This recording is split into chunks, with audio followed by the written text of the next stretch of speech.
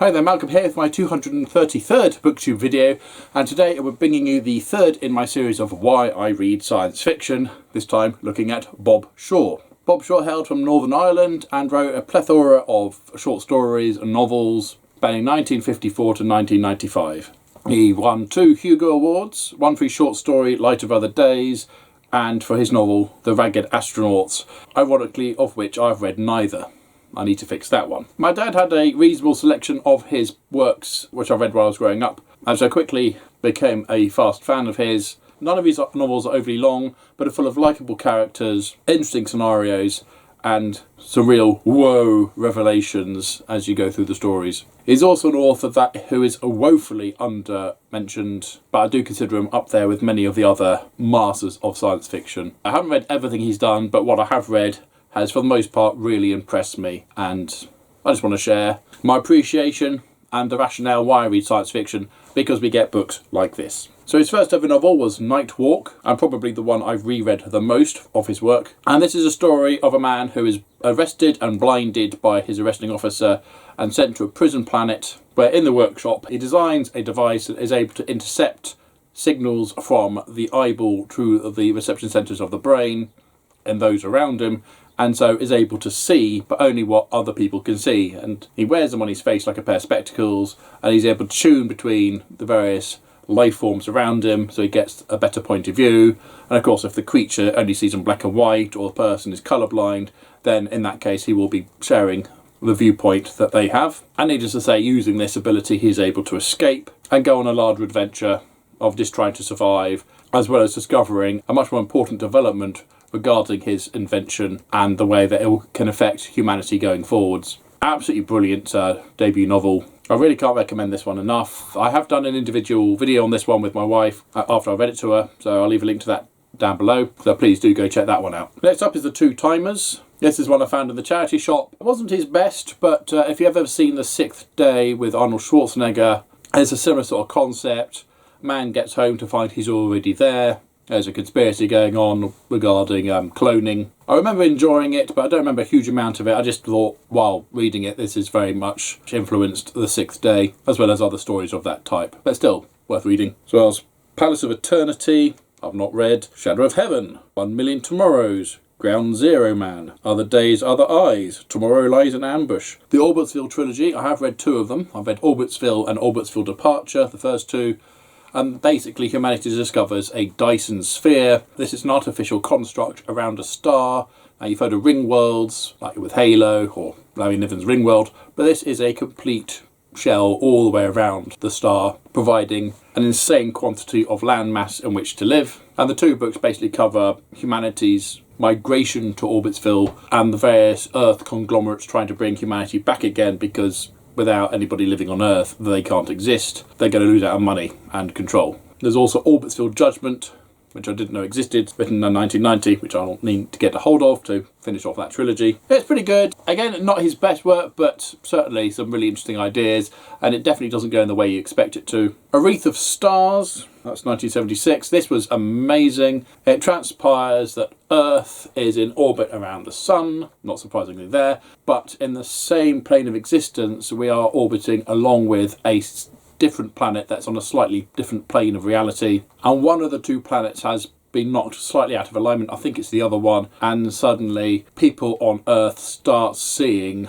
ghosts, or what they think are ghosts, as these 2 now maligned planets start drifting apart very gradually, causing the inhabitants of both planets to see the other, causing a bit of panic initially. But that's got some really interesting ideas in it. Absolutely love that one. And again, an ending that doesn't really go where you expect it to. Brilliant stuff. There's Cosmic Kaleidoscope, not read that, although it looks like a collection. Medusa's Children. This is a really interesting one. I remember reading this one, not knowing quite what was going on. We start off on an alien planet and a guy in a spacesuit dies. And then we jump forward in time to tribes just trying to exist in their environment. And as they explore the world and go further afield for reasons, we find out more about this world that they're in. And when you realise just what is going on, that's quite a brain screw. I absolutely love that one. Again, some really interesting ideas in it. The War and Peace Saga, starting off with Who Goes Here. That one's read a few times. Again, I've read that to my wife, so I think there's a video for that down, which I'll leave a link to. This is brilliant. And this is following the concept of joining the French Foreign Legion to forget. This time it's the Space Foreign Legion or something like that. And basically you join it, you go through a machine to forget whatever it is you wanted to forget, and you come out a new man or woman, and you go off to fight wars. War and Peace comes out knowing his name, and that's it. He has nothing in his past he remembers, so everyone assumes he's some sort of serial killer, monster type character. Anyway, he quickly runs away from his first battle and finds himself in a weird laboratory where he accidentally uses the time-travelling toilet that happens to be there. It's that sort of book. Absolutely brilliant. Really love it. So definitely timey-wimey, wibbly-wobbly stuff and time circles. Really entertaining. He's also constantly hunted by these golden golems who chase him through time. But there's a rationale behind that as well. There's lots of revelations here behind who he is, why he's called War and Peace. And it's a really entertaining, hilarious book. Really recommend this one. And the sequel, War and Peace, I haven't read. I do want to try and get hold of a copy, but Bob Shaw's not easy to find. But it is one I have wanted for some time now. Ship Strangers, this is one that, again, not his best, but basically it follows the crew of a ship. It goes around, I can't remember if it's an ice hauler or some sort of thing like that. It traverses the galaxy doing its various missions. And we follow a man on board who starts off being the newbie, learning the ropes. And as the sort of sequential stories pan out, he ends up being the old-timer who's now not keeping up with the new technology and everything. And we just see how the crew of the ship change and the different missions that they go on and all that, just from this one man's point of view. And then we've got a bit of Vertigo, Dagger of the Mind, not read either of them, need to fix that. The Series Solution, this is a time travel type story. And this one is a really difficult one to explain. And annoyingly, I always quite quickly forget what it's about, which in a way is a good thing because it's always fresh and new each time I read it. I've read it 2 or 3 times now, loved it every single time, can never remember. I know there's time travel, I know the Planetoid series is involved. I can't remember if it vanishes and we've got to explore why, or there's something else going on with that. But it's all to do with far off down the line, distant humans who've come back in time to fix something for reasons. Yeah, really good stuff though. Really intriguing, entertaining story. Then we've got Galactic Tours, Courageous New Planet, A Better Man Trap, Fire Pattern, Messages Found in an Oxygen Bottle, that's another collection. Land and Overland, that's a trilogy. Not read any of those, so a fan, and I've only read some of his stuff. Killer Planet, but in 1989. This is more of a novella for younger readers. Ages since I've read it. Basically, somebody lands on this planet and it's not very safe for reasons I can't remember.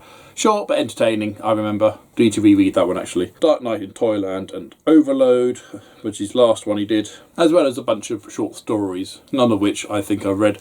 So I do need to get more Bob Shaw. But like I say, he's very hard to find in bookshops, in charity shops, or thrift stores as you may call them. But so far I've never been disappointed in any of his works. They've always delighted me and astounded me. War and Peace, Who Goes Here is laugh out loud funny, if you like that sort of humour. And he's another one that hails from the anti-war futility of war, like with Harry Harrison and many others. But he doesn't really get too bogged down with his characters going to war. I think with the exception of War and Peace, with the Space Foreign Legion, of the ones I've read, that's the only one that really goes down the war line, and very briefly. Like I say, he runs away to his first skirmish and goes on a mission to try and find out who he is, or was. So there you go. So that is why I read science fiction Bob Shaw.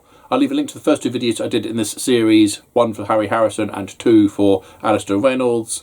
Be sure to go check those out. And have you read Bob Shaw? If so, what was your favourite title, if you have one? Comments down below, please. But as usual, if you have nothing nice to say, then please keep it to yourself. Thank you. Don't forget to like, subscribe, ring the bell, those sort of YouTubey things if you want. And until next time, see you later.